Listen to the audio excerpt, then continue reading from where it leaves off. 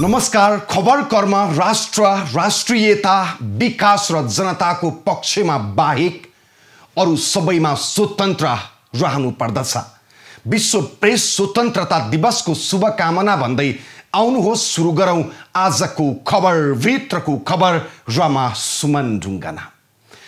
दर्शकवृन्द, के भारतमा जस्तै दोस्रो चरणको कोरोनाको महामारी नेपालमा फैलियो भने हामी त्यो सामना गर्न तयार छौं? के नेपाल पनि भारतकै अवस्थामा पुग्न लागेको हो? अब जुन रूपमा हाम्रो देशमा कोरोना संक्रमितहरूको संख्या हरेक दिन उकालो लाग्दै गएको छ, त्यो देख्दा हाम्रो देश पनि भारतको जस्तो काली लाग्दो अवस्था खेप्न पर्ने अवस्था हुन सक्छ। तर त्यसको लागि हाम्रो तयारी के छ? यो प्रश्न निकै गम्भीर छ। सुरुमा जम्मा 16 जिल्लामा मात्रै निषेध आज्ञा लागे पनि अहिलेसम्म आइपुग्दा 25 भन्दा बढी जिल्लाहरूमा निषेध आज्ञा लगाइसकिएको छ। तर पनि हाम्रो देशमा कोरोना संक्रमितको संख्या घट्न सकेको छैन। बरु हरेक दिन संक्रमितको संख्या झन बढिरहेको छ। अस्पतालमा बेड, आइसियु, भेन्टिलेटर र अक्सिजनको अभाव भएका खबरहरू आउन थालेका छन्। अनि संक्रमितको संख्या बढेसँगै स्वास्थ्य कर्मीले समेत बिरामीलाई हेरचाह गर्न नभ्याउने अवस्था सिर्जना भइरहेको छ। हालसम्म सबैभन्दा बढी संक्रमित भएको काठमाडौँले जेना तेना अहिलेसम्म थेगे जस्तो देखिन्छ। तर अन्य जिल्लाको अवस्था हेर्ने हो भने निकै भयावह हुन सक्ने अवस्था छ। राजधानी पछि सबैभन्दा तीव्र गतिमा बाँकेमा कोरोना संक्रमित बढिरहेका छन्। बाँकेबाट हाम्रा संवाददाता दुर्गा रोकाए भन्छन् भारतकै स्थिति हुन लागिसकेको छ बाँकेमा त।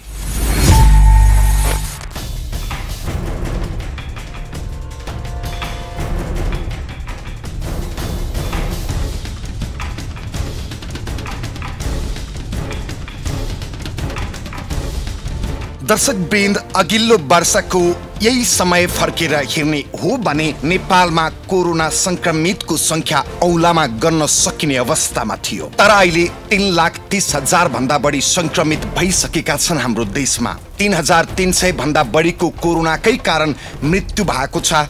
करिब 2,82,000 भन्दा बढी निको भएर घर फर्किएका छन्।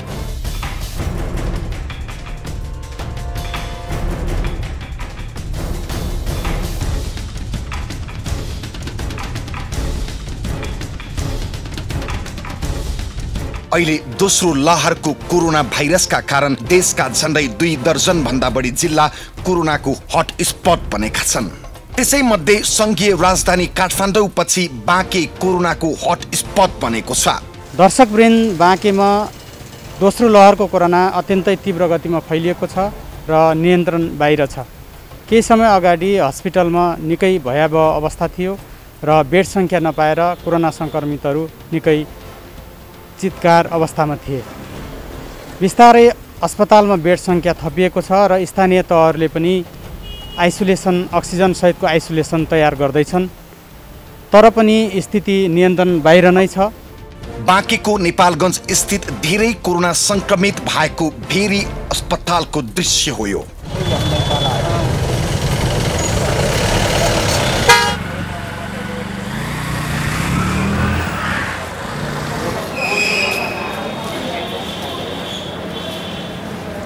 छिमेकी मुलुक भारतको भन्दा कम करुणादायी दृश्य छैन हाम्रो देशमा पनि। अस्पतालका आकस्मिक कक्षका बेड कोरोना संक्रमितले भरिएका छन्।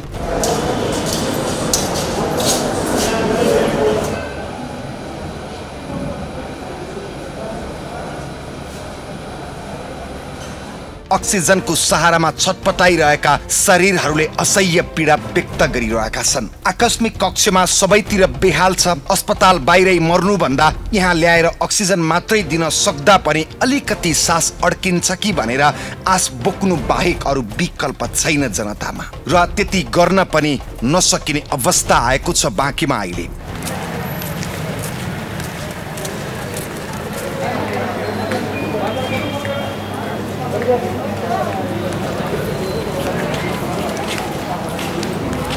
अस्पतालका बेडहरू सिकिस्त संक्रमितले भरिदा सास फेर्न गाह्रो भएका संक्रमितहरू बेड पाउने आशमा छटपटाइरहेका छन्। यो अवस्था आउँछ भनेर कसैले कल्पना समेत गरेको थिएन होला। सायद बेड नपाउने संक्रमितको संख्या बढ्दै जाँदा लाग्ने परिणाम सम्झिँदा आङ सिरिङ्ग हुन्छ जो कोहीको पनि। यस्तै हो भने हामी कसैलाई बचाउन सक्दैनौ भनेर हात उठाएर माफी माग्नु पर्ने दिन आउने चिकित्सकहरूको गुनासो छ। अस्पतालले मात्र सबै कुरा गर्न सक्ने अवस्था छैन। भनौँ न संघीय सरकार, प्रदेश सरकार, स्थानीय सरकार लगायत विभिन्न सरकारवालाहरू, एनजिओ, आइएनजिओदेखि लिएर सबै सम्पूर्ण दाताहरूलाई चाहिँ अहिले चाहिँ हातेमालो गरेर एकजुट भएर चाहिँ कोरोनाको लडाई विरुद्ध चाहिँ एकबद्ध भएर चाहिँ अगाडि बढ्नु चाहिँ अनुरोध। वैशाख 1 गतेदेखि कोरोना भाइरस संक्रमणको लक्षण सहितका बिरामी उपचारका लागि आउने र संक्रमण पुष्टि हुनेको संख्या उकालो लागेपछि बेरी अस्पतालमा बेड, अक्सिजन, आइसियु र भेन्टिलेटरको अभाव भएको छ। अस्पताल पुगेर पनि भर्ना हुन पाएका छैनन् कतिपय बिरामीले। अस्पताल नै पुग्नेहरू पनि अवस्था कहाँ मत्तर बनाएको छ र कोही शिथिल भएर लडिरहेका छन् अनि कोही पीडाले छटपटाइरहेको र मानिसको मृत्यु दर पनि बढ्दै गएको देख्दा आफैलाई अत्यास लाग्ने बताउँछन् कोरोना संक्रमितको उपचारमा खटिएका बेरी अञ्चल अस्पतालका चिकित्सकहरू। हामीले अलिकति डाटाहरू एकदम जति पनि हामीले पिसिआर जाँच कलेक्सन गरेका छौँ त्यसको लगभग 60% को हाराहारीमा चाहिँ संक्रमण दर छ। यो सँगसँगै अहिले यतिखेर भेरी अस्पतालमा मात्रै पिसिआर जाँच गर्ने, मेडिकल कलेजमा गर्ने र भाग्यश्री डायग्नोस्टिकमा गर्ने, जहाँ चाहिँ हामीले लक्षण तथा चिन्हहरू भएकालाई मात्रै जाँच गरिरहेका छौँ। लक्षण तथा चिन्हहरू भएका सबै आएर जाँच गरिराख्नु भएको छैन। अहिले जतिलाई जाँच गऱ्यौँ त्योमा चाहिँ 60%लाई देखेको छ भने यो संक्रमण आम समुदायमा फैलिसकेको छ। लक्षण र चिन्हहरू भएका चाहिँ आम समुदायबाट सबै चाहिँ यहाँ आएर चाहिँ लक्षण पिसिआर जाँच गर्नु भएको छैन। करिब 50% आउनु भएको छ भने 50% समुदायमै हुनुहुन्छ। उहाँहरूको लागि पनि हामीले अब यो पालिका लेभलबाट चाहिँ यो जाँचको दायरा बढाउने कि भन्ने विषयमा चाहिँ आज छलफल चलेको छ। सोको निर्णय चाहिँ आजको डिसिसिएमसीको बैठकले गर्नेछ। बेरी अस्पतालमा जम्मा 142 शैय्या छन्। त्यहाँ 200 भन्दा बढी संक्रमितको उपचार भइरहेको छ। उपचार गराइरहेका मध्ये 90% बिरामीको अवस्था अत्यन्तै गम्भीर छ। कोभिड बाहेक अन्य स्वास्थ्य सेवा लगभग छैन भन्दा हुन्छ। बिरामीहरू अस्पतालको वातावरण देखेर झनै अत्तालिने अवस्थामा छन्। अन्य बिरामी उपचारका लागि छुट्याइएका वार्डहरू पनि संक्रमित र कुरुवाकै चाप छ।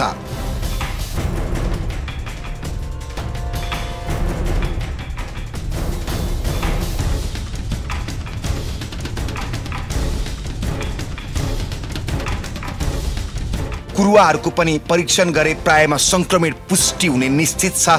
संक्रमित सँगै कुरुवा रहनुका कारण चाहिँ अस्पतालमा स्वास्थ्य कर्मीको अभाव हुनु हो। हाल अस्पतालमा कुल 40 नर्स छन्। ती मध्ये अधिकांशमा संक्रमण देखिएको छ। त्यसैले एक शिफ्टमा 3 देखि 4 जनाले आलोपालो काम गरिरहेका छन्। एकजना नर्सले 3 देखि 35 जना बिरामीको सेवामा खट्नुपर्ने अवस्था छ। बेरी अस्पताल चक्कर आयो, डायरिया भयो, त्यस्तो कम्प्लेन आएको छ। पेसेन्ट युजली हेर्दाखेरि नर्मल, तर चेस्ट एक्सरेमा एकदमै खराबी पनि देखिएको छ। अहिलेको स्ट्रेनलाई पहिलाको स्ट्रेनसँग कम्पेयर गर्नै मिलिँदैन। यो अझै एग्रेसिभ मोडमा अहिले फेरि बाहिर आएको छ। अझै झन् पहिलाभन्दा अझै महामारी फैलिएको छ, खराब हुँदै गइरहेछ। पहिला चाहिँ पेसेन्टको कन्डिसनहरू एन्टिबायोटिकहरू भए पनि स्टेरोइडले भए पनि सुध्रिने चान्सेस हुन्छ। अहिले चाहिँ के छ, ज्वरोहरू बढ्दै जाने, ज्वरोहरू कन्ट्रोलै नहुने, त्यस्तो केसहरू अझ बढिरहेको छ। अनि अब पेसेन्टहरू अरू हस्पिटलहरूबाट यहाँ इन्फर्मै नगरी आइदिनुहुन्छ है।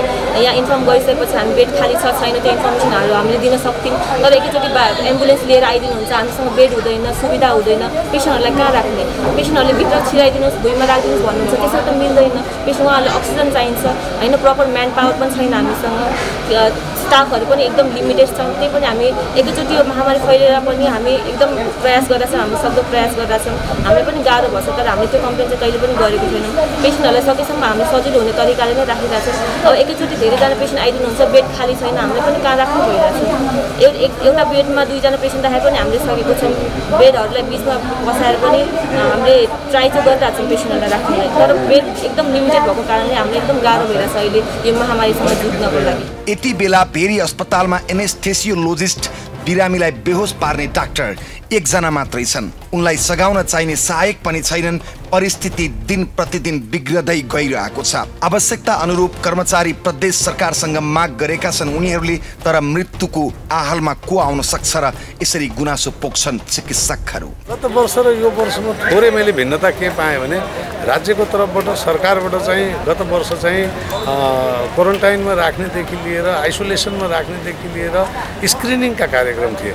यसपालि चाहिँ बिरामी धेरै जटिल रूपमा भेरी अस्पतालमा किन देखा पर्यो भन्दाखेरि भने बिरामीलाई लक्षण देखिसकेपछि, बिरामीलाई अप्ठ्यारो भइसकेपछि उनीहरूले स्वास्थ्यकर्मी खोजे, अस्पताल खोजे र त्यो तह तख्तामा आउँदाखेरि यसपालि धेरैजसो बिरामी हामीले फर्स्ट डे हेर्दा नै जटिल नै पाएका छौँ। बाँकेमा यति बेला 11,000 भन्दा बढी सक्रिय संक्रमित रहेका छन् भने हालसम्म 100 भन्दा बढी व्यक्तिहरूको कोरोना संक्रमणकै कारण मृत्यु भइसकेको छ। अस्पताललाई 40 भन्दा बढी नर्स, 3 जना एनेस्थेसियोलोजिस्ट र उनीहरूका लागि 10 देखि 12 सहायक आवश्यक छ।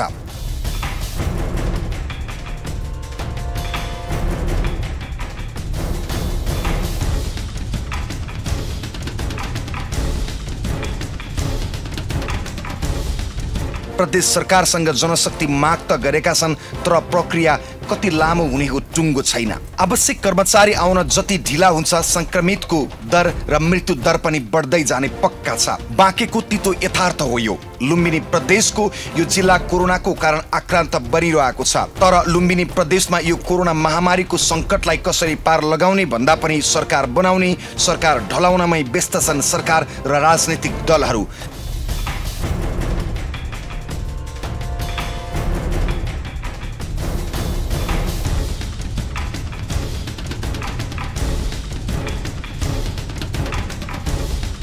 अझ लुम्बिनीका मुख्यमन्त्री शङ्कर पोखरेलले राजीनामा दिने र पुनः नियुक्ति हुने खेलले त झन् अर्को राजनैतिक सङ्कट थपिदिएको छ। लुम्बिनीमा कोरोना महामारी तत्काल फैलिएको भने होइन। 1.5 वर्ष अगाडि नेपालमा देखा परेको रोग कोरोना संक्रमण नियन्त्रण गर्न सरकारले थुप्रै काम गर्न सक्थ्यो, तर जब महामारी चरम बिन्दुमा पुग्न थाल्यो तब सरकार हामी सक्दैनौँ भनेर हात उठाउन बाहेक अरू केही गर्न सकेन। दर्शकवृन्द, दोस्रो भेरिएन्टको कोरोनाको कारण फेरि सारा विश्व आक्रान्त बनेको छ। ठुला र शक्तिशाली मानिने राष्ट्र समेत अहिले केही गर्न नसक्ने अवस्थामा पुगेका छन्। यो अवस्थामा नेपाल र नेपाल जस्तै राष्ट्रमा जोखिम र हुन सक्ने भयावहको हामी कल्पना समेत गर्न सक्दैनौँ। अहिलेसम्मको अवस्थामा नेपालले ठेगिरहेको छ, तर यही गतिमा संक्रमित थपिँदै जाने हो भने हाम्रो उपचार संरचनाले कति पनि थेग्न सक्ने छैन। हाम्रो देशको बढ्दो कोरोनाको डरलाग्दो आँकडा देखाउनेछौँ अहिलेको लागि विश्राम। दर्शकवृन्द, दोस्रो चरणको कोरोनाले अहिले सारा विश्व आक्रान्त बन्न पुगेको छ। त्यसमा पनि हाम्रो छिमेकी राष्ट्र भारतको अवस्था हेर्ने हो भने अत्यन्तै नाजुक स्थितिमा गुज्रिरहेको छ। भारत खुला सिमानाका कारण नेपालमा पनि त्यसको असर दिन प्रतिदिन बढिरहेको छ। देशको राजधानी काठमाडौँ उपत्यका, बाँके, पोखरा लगायतका स्थानमा दिनहुँ कोरोना संक्रमितहरू डरलाग्दो रूपमा बढिरहेका छन्, जसका कारण ती सबै जिल्लामा निषेध आज्ञा सुरु भइसकेको छ। यदि हाम्रो देशमा पनि भारतकै स्थिति आयो भने कस्तो होला हाम्रो अवस्था? हाल हाम्रो अवस्था हेर्ने हो भने स्वास्थ्य उपकरण निकै कम छ हाम्रो देशमा। हाम्रा सरकारी अस्पताल हेर्ने हो भने जम्मा 1000 को हाराहारीमा रहेको आइसियु र करिब 500 भेन्टिलेटर रहेको हाम्रो देशमा भारतकै गतिमा कोरोना संक्रमितको संख्या बढ्यो भने निकै भयावह स्थिति सामना गर्न बाध्य हुनेछौँ हामी। नेपालको राम्रो पक्ष भनेको हामी कहाँ अक्सिजन उत्पादन अत्यन्तै राम्रो छ, तर अक्सिजन राख्ने सिलिन्डरको भने कमी छ। अझ त्यसमाथि सिलिन्डर होल्ड गर्ने हाम्रो परम्पराले झन समस्या थपिदिएको छ। पछिल्ला केही दिनको कोरोना संक्रमणको दर हेर्ने हो भने हाम्रो देश पनि अब भगवान भरोसामा छ।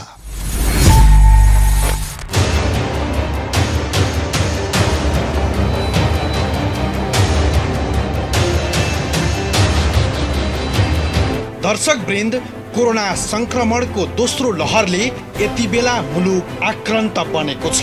हरेक दिन कोरोना संक्रमणको नयाँ रेकर्ड बन्दै गएको छ भने मृत्युदरले पनि नयाँ रेकर्ड बनाउँदै गएको छ। यसरी कोरोना संक्रमितको प्रतिशत दर र मृत्युदर निरन्तर उकालो लागिरहेको छ। अहिलेसम्म 25 लाख भन्दा बढीले PCR परीक्षण गरेका छन्।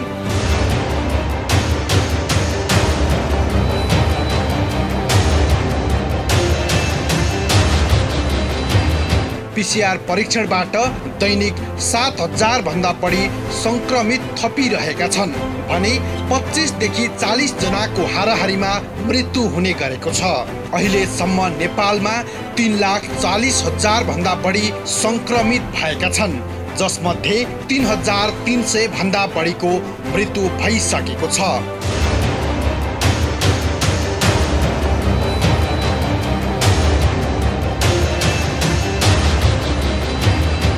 2,80,000 भन्दा बढी निको भएर घर फर्किएका छन्। त्यस्तै अझै पनि विभिन्न जिल्लामा 50,000 भन्दा बढी सक्रिय संक्रमित रहेका छन्। यसरी हेर्दा संक्रमितको 1% मानिसको मृत्यु भएको छ। त्यस्तै 84.51% निको भएका छन् भने 14.5% सक्रिय संक्रमित रहेका छन्।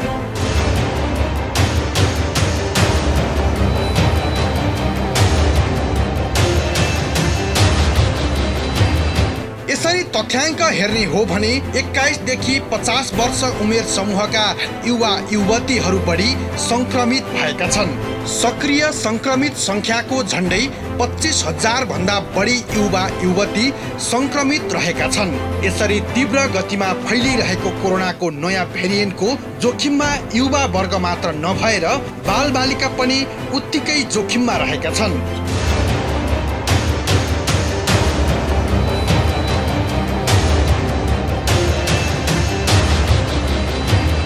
गत वर्ष कोरोनाको संक्रमणको पहिलो लहरमा नेपालमा संक्रमणको बढी जोखिम समूहमा दीर्घ रोगी तथा ज्येष्ठ नागरिक रहेका थिए। तर अहिले दोस्रो लहरका क्रममा बढी जोखिममा युवा वर्ग रहेको स्वास्थ्य तथा जनसङ्ख्या मन्त्रालयको तथ्याङ्कले देखाएको छ।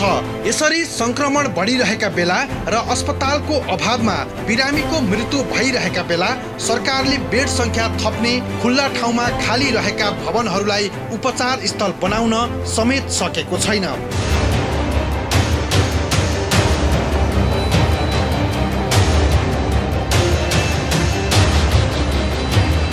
हो, संक्रमितको पारो निरन्तर उकालो चढिरहेको छ। तर सरकारले संक्रमण नियन्त्रण गर्नका लागि निषेधाज्ञा गर्ने र काम गर्दैछौँ, तयारी भइरहेको छ भन्न बाहेक देखिने गरी काम गर्न भने सकेको छैन। कोभिड-19 को प्रकोपको यो दोस्रो लहर अलिक जटिल छ, गम्भीर छ, तर हामी आतंकित हुने स्थितिमा छैनौँ। सरकार हरेक उपचारका विधिहरू, उपचारका हस्पिटलहरूलाई अगाडि थप हामीले गर्दैछौँ। भोलिदेखि मात्रै पनि काठमाडौँ उपत्यकामा हामी कमसेकम 1,000 बेड थप उपचारको व्यवस्था हामी गर्नेछौँ। यो सही हो कि अहिले विश्व नै प्रताडित छ, विशेष गरी हाम्रो छिमेकी दक्षिण छिमेकी हिन्दुस्तान झन् प्रताडित छ। त्यसले गर्दाखेरि केही आपूर्तिमा केही समस्याहरू, अक्सिजन लगायतका केही समस्याहरू देखा परिरहेका छन्। तथापि पनि हामी हर तरहले यसलाई समाधान गर्न कोसिस गर्दैछौँ।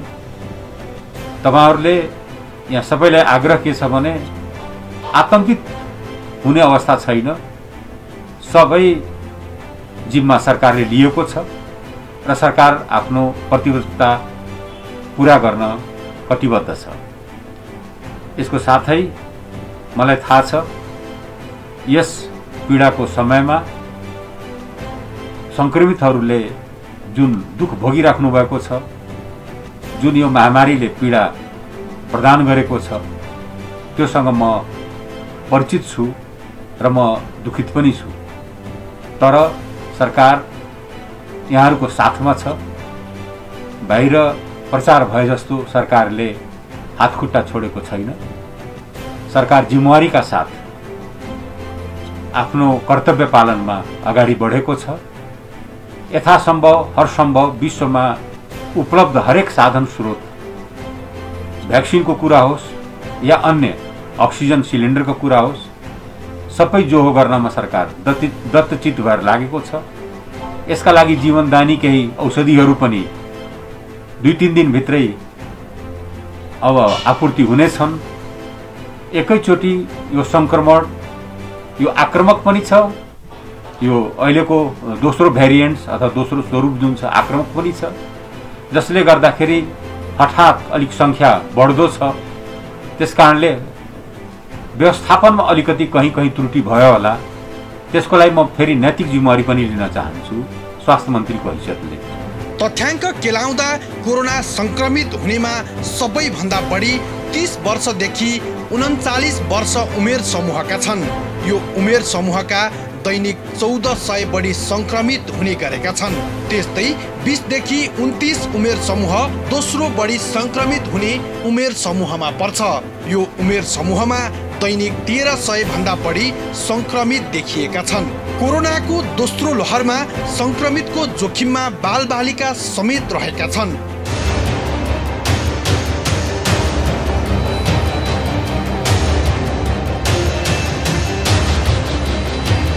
10 देखि 18 वर्ष उमेर समूहमा दैनिक 300 भन्दा बढी संक्रमित भेटिने गरेको तथ्याङ्कले देखाएको छ। त्यस्तै 40 देखि 50 वर्ष उमेर समूहमा पनि दैनिक 700 भन्दा बढी संक्रमित हुने गरेका छन्।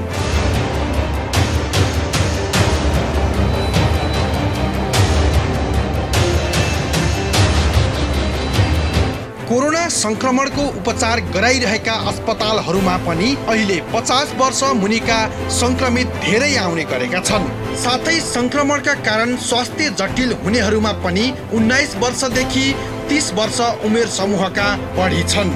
अहिले नेपालमा बेलायती भेरिएन्ट तथा भारतमा देखा परेको डबल म्युटेन्ट भाइरसका कारण युवा वर्गको स्वास्थ्यमा समेत स्वास्थ्य अवस्था जटिल बनेको छ।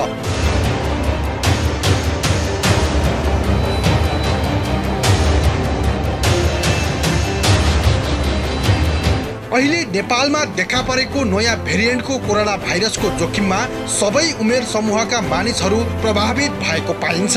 यसरी हेर्दा देशका सबैजसो जिल्लामा कोरोना संक्रमित रहेका छन्। हालसम्म 9 जिल्लामा 200 भन्दा कम संक्रमित रहेका छन्। त्यस्तै 9 वटा जिल्लामा 200 देखि 400 को हाराहारीमा सक्रिय संक्रमित रहेका छन्। बाँकी रहेका 59 जिल्लामा भने 400 भन्दा बढी सक्रिय संक्रमित रहेको तथ्याङ्कले देखाउँछ।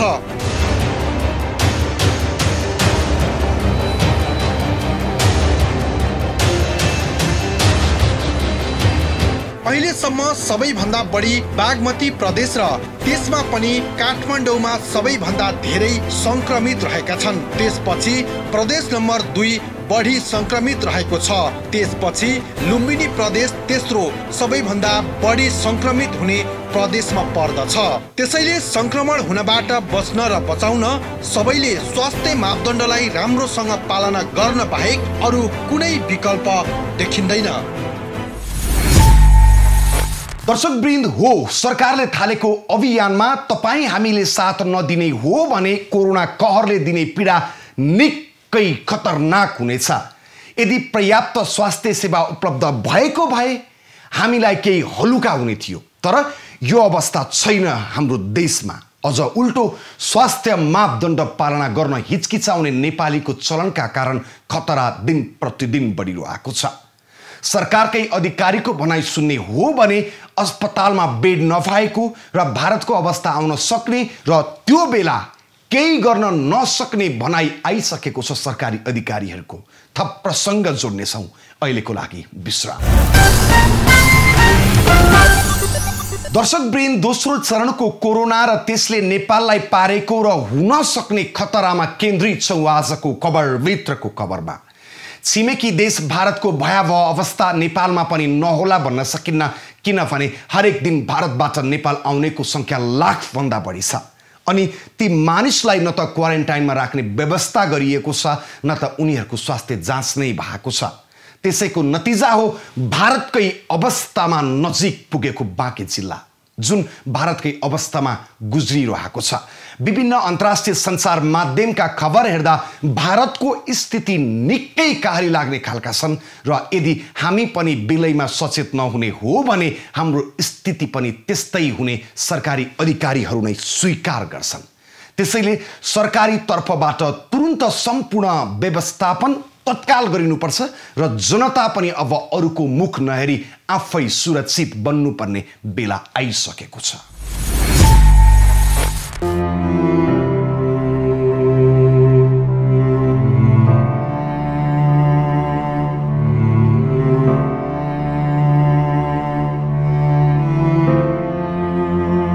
दर्शकवृन्द, यो कारुणिक दृश्य छिमेकी देश भारतको राजधानी नयाँ दिल्लीको हो।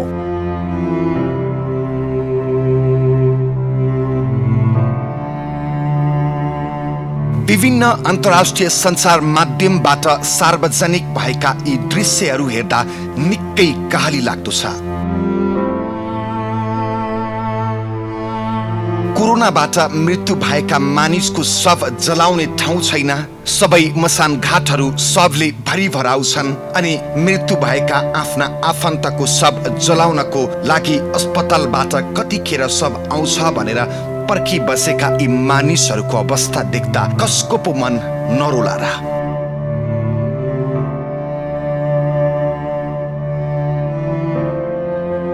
सबैको आँखा रसाउने यस्ता दृश्यहरूले हामीलाई सबक सिकाइरहेको छ।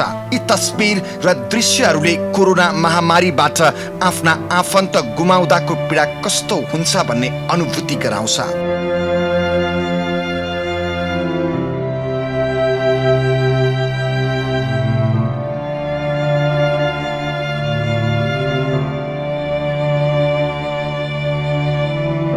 भारतमा कोरोना महामारीको पीडा यस्तो छ कि अस्पतालमा बिरामी उपचार गर्ने ठाउँ छैन अनि अक्सिजनको अभाव छ।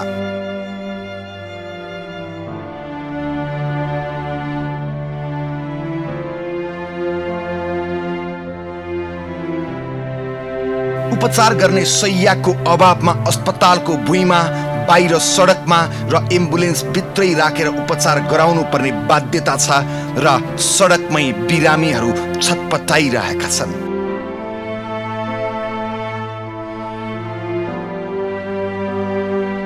कोरोनाको कारण मृत्युसँग अन्तिम लडाईँ लड्दा लड्दै अस्पतालको शैय्यामा छटपटाइरहेका मानिसहरूको दृश्य र छेउमै बसेर आफन्तको मृत्यु कुर्दा कस्तो होला एक पटक कल्पना गर्नुहोस् त दर्शकवृन्द।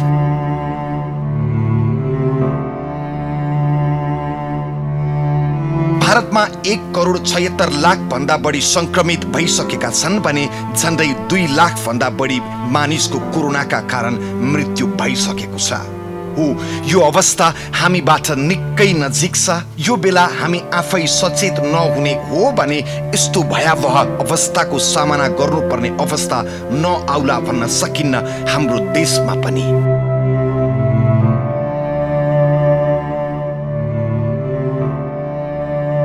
भारत जस्तो शक्तिशाली देशको त यस्तो हविगत छ भने हाम्रो जस्तो देशमा झन् कस्तो होला सोच्नुहोस् त एकचोटि गम्भीर भएर। यदि हामी बेलैमा सचेत भएनौं भने भारतको भन्दा गम्भीर परिस्थितिमा हाम्रो देश पुग्नेछ। त्यस्तो अवस्थामा हजारौं नेपालीले अकालमा मृत्युवरण गर्नुपर्ने बाध्यात्मक अवस्था आउन सक्ने सरकारी अधिकारीहरूको पनि बुझाइ छ। मास्क लगाउन सक्यो र भिडभाडमा गएन भने यो रोग सर्दैन र यो एकदमै सिम्पल साधारण कुरा पनि हाम्रो जनस्तरबाट पालना भएको छैन। त्यो पालना नभएको कारणले गर्दा यसरी पालना नगरिरहने हो भने भारतको मात्रै अवस्थाको पनि कुरा हैन, संसारमै वर्स्ट कन्डिसन पनि हाम्रो हुन सक्छ, सम्भावना छ। किनभने जनसत्ताको मापदण्ड फलो नगरेपछि त्यो रोग त सरिरहन्छ। भनौँ न, यो चाहिँ सफा पानी पिएर रोकिने त होइन, औषधि खाएर रोकिने त होइन। यो औषधिको त यसमा रोल पनि छैन। भनेपछि जनताले जुन स्वास्थ्य मापदण्ड पुरा गर्नुपर्ने त्यो पुरा गरेको पाउनु भएन तपाईहरुले? एकदमै, हामीले त भनिरहेछौँ, तपाईँलाई थाहा हुनुपर्छ। हामीले करिब 35 दिन अघिदेखि स्वास्थ्य मन्त्रालयले प्रष्ट रूपमा भनेको छ एकदम बुझिने गरी मैले त हजारौँचोटि भनेको छु र हाम्रो स्वास्थ्यका अरू पदाधिकारीहरूले नि बोल्नु भएको छ। नेपालमा हामी यो अवस्थामा जाँदैछौँ, यो सम्भावना छ, बढेको छ भनेर हामीले प्रश्न भनेका थियौँ। त्यति मात्रै होइन, हामीले चाहिँ छिट्टै नै चाहिँ नियन्त्रणका उपायहरू चाहिँ गरिहाल्नुपर्छ, भिडभाड नियन्त्रण भनेर हामीले चाहिँ प्रस्ताव पनि सम्बन्धित निकायमा हामीले समयमै पुर्यायौँ। तपाईहरुले त्यो डायलग पनि गर्यौँ, मेरो कुरा भन्न दिनु, डायलग पनि गऱ्यौँ, कुरा पनि गऱ्यौँ र मानिसहरूले सर्वसाधारणले त फलो गरेनन्। पदमा बसेर जसरी एक्सन गर्नुपर्ने ती मान्छेहरूले पनि गर्न ढिला गरे। त्यो गरेको कारणले स्वास्थ्य तथा जनसङ्ख्या मन्त्रालयले सार्वजनिक अपिल गर्यो। त्यो अपिलमा के भनेको थियो फेरि म दोहोऱ्याउन चाहन्छु कि स्कुलहरू कलेजहरू बन्द गर्नुहोस्, भिडभाड बन्द गर्नुहोस्। भोलि स्कुलमा बच्चाहरू धमाधम मर्न थाले भने त्यसको जवाफ तपाईँले दिनुपर्छ, प्रधानाध्यापकले, प्रिन्सिपलले। कुनै पनि सरकारी, कुनै पनि निजी वा अन्य सामुदायिक संस्थामा काम गर्ने व्यक्तिहरूले चाहिँ जनस्वास्थ्यको मापदण्ड फलो गरे नगरेको त्यो संस्थाको प्रमुखले जवाफ दिनुपर्छ भनेर हामीले भनेका थियौँ। हो, विश्वका शक्तिशाली भनिएका र मानिएका देशहरू समेतलाई घुँडा टेकाएको कोरोना भाइरसले हाम्रो मुलुकलाई तहस नहस बनाउन सक्छ। हालसम्म नेपालमा पनि 3 लाख भन्दा बढी संक्रमित भइसकेका छन् भने 3000 भन्दा बढी नागरिकको मृत्यु भइसकेको छ। त्यसैले यसरी खतराको घन्टी बजाएर आएको महामारीसँग जुध्न हामीले आफ्नो ठाउँबाट जिम्मेवार वहन गर्नुको विकल्प छैन।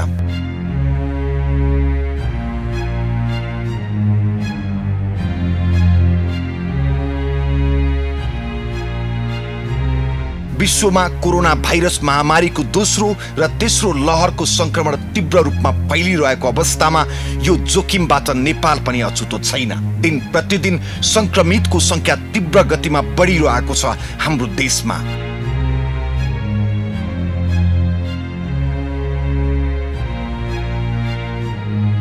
अहिलेकै अवस्थामा संक्रमण फैलिँदै जाने हो भने भोलिका दिनमा अक्सिजन, भेन्टिलेटर, आइसियु र अस्पतालको अभावमा धेरै संक्रमितको मृत्यु हुने अवस्था आउन सक्ने स्वास्थ्य मन्त्रालयको भनाइ छ। आउँदाखेरि उहाँहरूले के गर्नुपर्छ भन्ने कुरा हामीले गरिरहेछौँ। जस्तो मान्छेहरूले मास्क लगाउनुपर्छ, दूरी कायम गर्नुपर्छ र घरमै बसेर क्वारेन्टाइन गर्नुपर्छ 10 दिन भनिरहेछौँ। त्यो फलो गर्यो भने उहाँ संक्रमित भए पनि अरूलाई सर्दैन।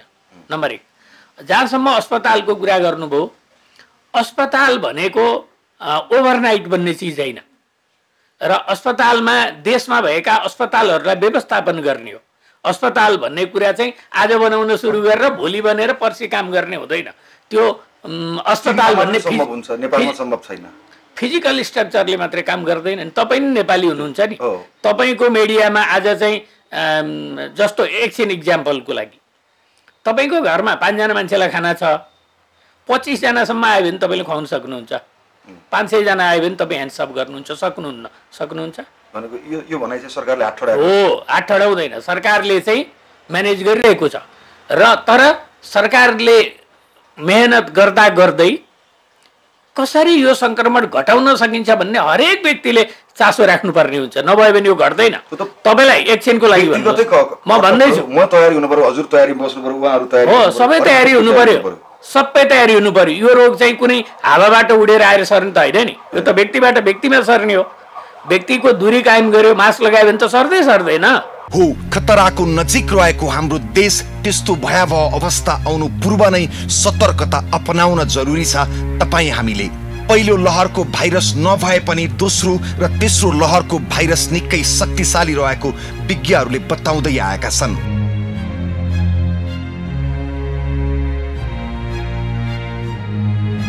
दोस्रो भेरिएन्टको फैलावट पनि तीव्र गतिमा छ भने मृत्यु दरको संख्या पनि अत्याधिक रहेको छ। हाम्रो क्षमता भारतको भन्दा निकै कम छ, त्यसैले सरकारको मुख मात्रै ताक्ने होइन, तपाई हामी आफै होशियार हुनुपर्छ। सकभर आफ्नो घरबाट निस्कदै ननिस्कनुहोस्, निस्कनु पर्यो भने पनि अनिवार्य रूपमा मास्क लगाउनुहोस्, सामाजिक दूरी कायम गर्नुहोस्, छिनमा हात धुनुहोस् र सेनिटाइजरले हात सेनिटाइज गर्नुहोस्। कोरोनाको महामारीबाट बच्ने अति उत्तम विकल्प यति नै हो। दर्शकवृन्द, पहिलो चरणमा नेपालमा कोरोनाले निकै क्षति कम गरेको थियो, तर अहिले आम मानिसमा उस्तै त हो नि भन्ने सोच बढी देखिन्छ र सरकारको पारा पनि उस्तै छ।